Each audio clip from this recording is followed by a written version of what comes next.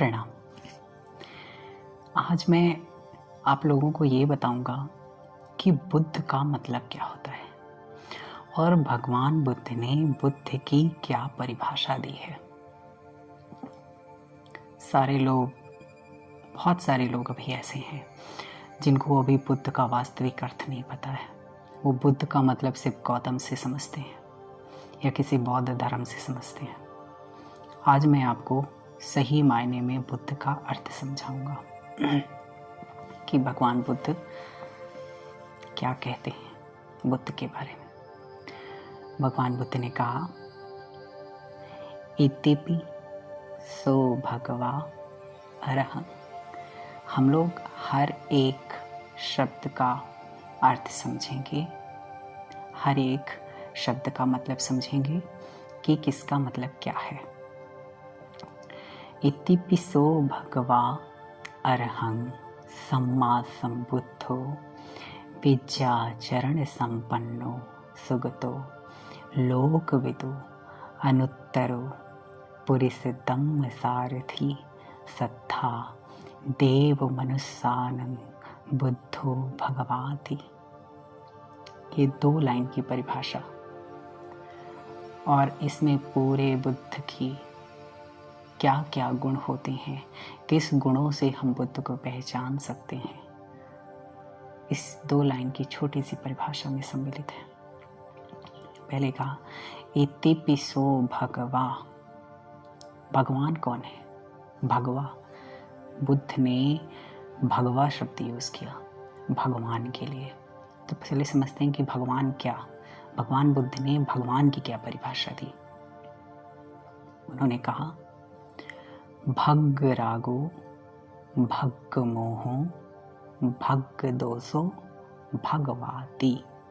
यानी कि जिसने अपने चित्त के राग को भग्न कर लिया, खत्म कर लिया, जिसने अपने चित्त के द्वेष को खत्म कर लिया, जिसने अपने चित्त के मोह को खत्म कर लिया, वो कौन है? भगवान है। तो I can be a god, you can be a god, and everyone has this potentiality to become the god. तो आप भी बन सकते हैं। भगवान बुद्ध ने कहा, ये सिर्फ मेरी कोई मोनोपोली नहीं है कि मैं ही सिर्फ भगवान बन सकता हूँ। भगवान के समय में न जाने कितने लोग थे भगवान बने हुए थे, और आज भी बन सकते हैं। भगवान के रास्ते पे चल के, भगवान के शिक्षा का अनुसरण करके, इस भगवान की शिक्षा का पालन करके, जो भी अपने राग को, द्वेष को और मोह को खत्म कर लेगा, वो भगवान बन जाएगा। भगवान बुद्ध के अनुसार उन्होंने यही छोटी सी परिभाषा दी। भग्ग रागो भग्ग मोहो भग्ग दोषो भगवाति। जिसने अपने राग को भग्न कर लिया, द्वेष को भग्न कर लिया और मोह को भग्न कर लिया, वो भगवान है। तो उन्होंने कहा, इतिपि सो भगवा अरहं। अरहं क्या? अरहं क्या? अरि मतलब शत्रु, हंग मतलब हनन करने वाला। जिसने अपने समस्त प्रकार के शत्रुओं का हनन कर लिया। कौन से शत्रु? मैं बाहरी शत्रुओं की बात नहीं कर रहा। जिस व्यक्ति ने अपने अंदर के समस्त विकारों को खत्म कर लिया, जिस व्यक्ति ने अपने सबसे बड़े शत्रु, ये जो राग, द्वेष, मोह, ये 3 प्रकार के सबसे बड़े शत्रु हैं, जिसने अपने इन शत्रुओं का हनन कर लिया, वो कौन हो गया? अरहं, अरहंत हो गया। भगवान बुद्ध बार बार कहते थे, ये जो मेरी शिक्षा है, इस शिक्षा का पालन करने से, अनुसरण करने से हर एक व्यक्ति उस ऊंचाई तक पहुंच सकता है जिस ऊंचाई तक मैं पहुंचा हूं। ये सिर्फ ऐसा नहीं है कि सिर्फ मैं ही पहुंचा हूं, सब कोई पहुंच सकता है। इसके बाद उन्होंने कहा, सम्मा संबुद्धो। इसको भी समझते हैं, सम्यक संबुद्ध हो। जो भी बुद्ध होगा उसमें ये गुण होंगे। पहला गुण क्या बताया उन्होंने? पहला गुण बताया कि वो अरहंग होगा, भगवान होगा, और क्या, सम्यक संबुद्ध होगा। सम्यक संबुद्ध कौन होते हैं? बुद्ध की तो मैं परिभाषा बता ही रहा हूँ। सम्यक संबुद्ध क्या होते हैं? सम्यक संबुद्ध वो होते हैं जिनका कोई गुरु नहीं होता। वो अपने ही हिसाब से किसी विद्या की खोज करके उस मार्ग पर आगे बढ़ते बढ़ते बढ़ते बढ़ते और एक दिन वो अपने समस्त प्रकार के विकारों को दूर कर लेते हैं, तो वो सम्यक संबुद्ध होते हैं। सम्यक संबुद्ध बनने के लिए उसने 30 पारमिताओं को पूरा करना होता है और कई कल्पों तक वो पूरी करते हैं।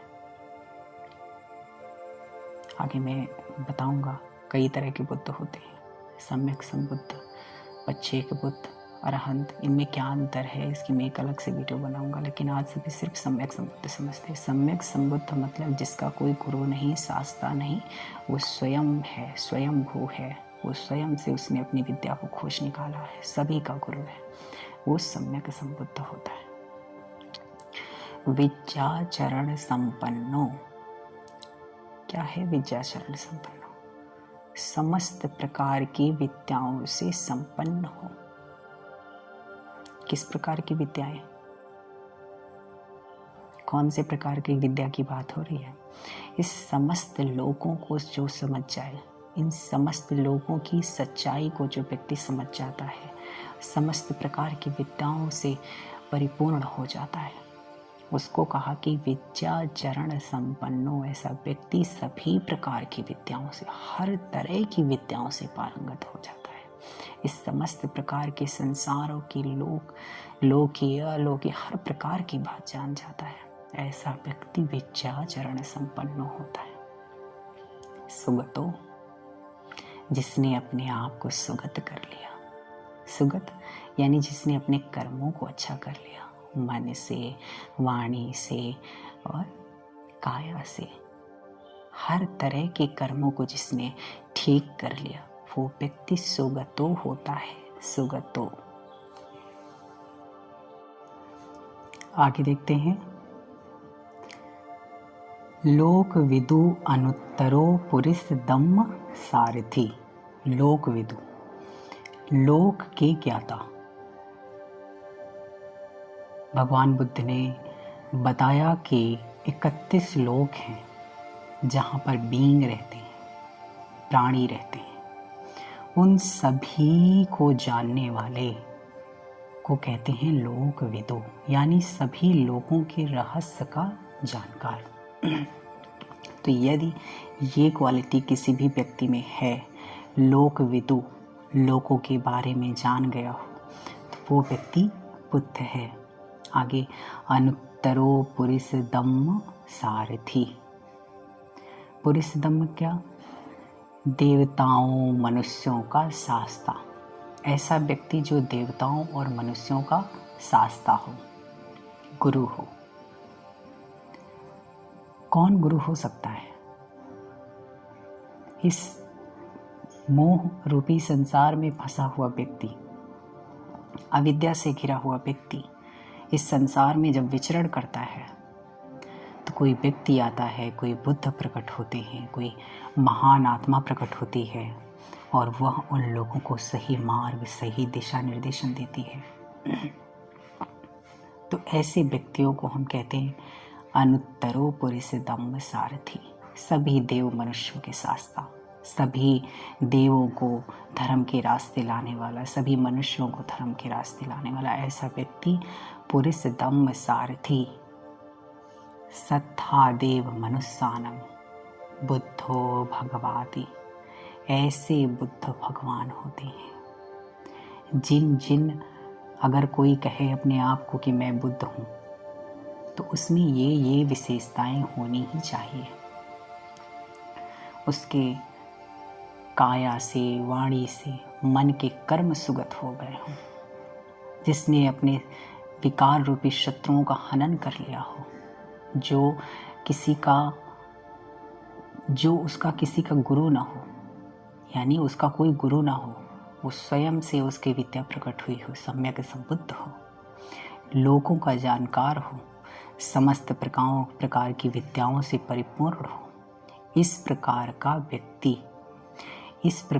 व्यक्ति जिसमें भी ये विशेषताएं होंगी, जिन जिन व्यक्तियों में इस तरह की विशेषताएं होंगी, वो व्यक्ति बुद्ध होगा, उसे हम बुद्ध कह सकते हैं। तो भगवान बुद्ध ने कहा, ये सिर्फ मेरी मनोबली नहीं है कि मैं ही बुद्ध बन सकता हूँ। भगवान की शिक्षा को ग्रहण करके उस पे काम करते रहने से धीरे धीरे हर व्यक्ति इस मार्ग में आगे बढ़ सकता है, इस मार्ग में आगे जा सकता है। तो कोई भी बुद्ध बन सकता है। भगवान बुद्ध की शिक्षा ही ऐसी है। तो भगवान ने कहा, जिन जिन लोगों में ये विशेषता होगी वो भगवान हो जाएगा, बुद्ध भगवान हो जाएगा।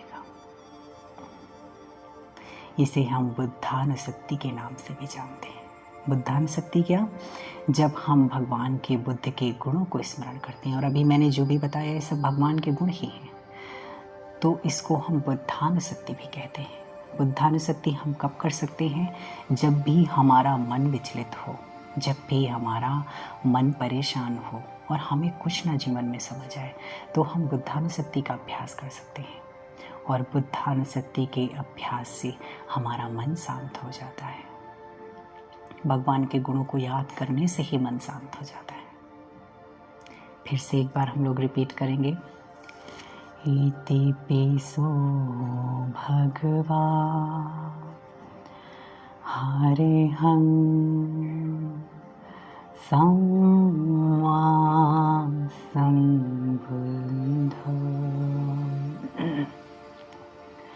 बीजाचरण संपन्नो सगतो लोकविदो अनुत्तरो पुरुष धम्म सारथि सात्तादेव मनुसानं बुद्धो भगवाति। जो भी ये मैंने अभी पाली भाषा में बोला, इसे हम बुद्धानुसक्ति बोलते हैं। भगवान के बुद्ध को गुणों को याद करना ही बुद्धानुसक्ति होता है। नमो बुद्धाय। आप सभी लोगों का मंगल हो, कल्याण हो। आप सभी धर्म प्रेमी धर्म के रास्ते पर खूब आगे बढ़ते रहें।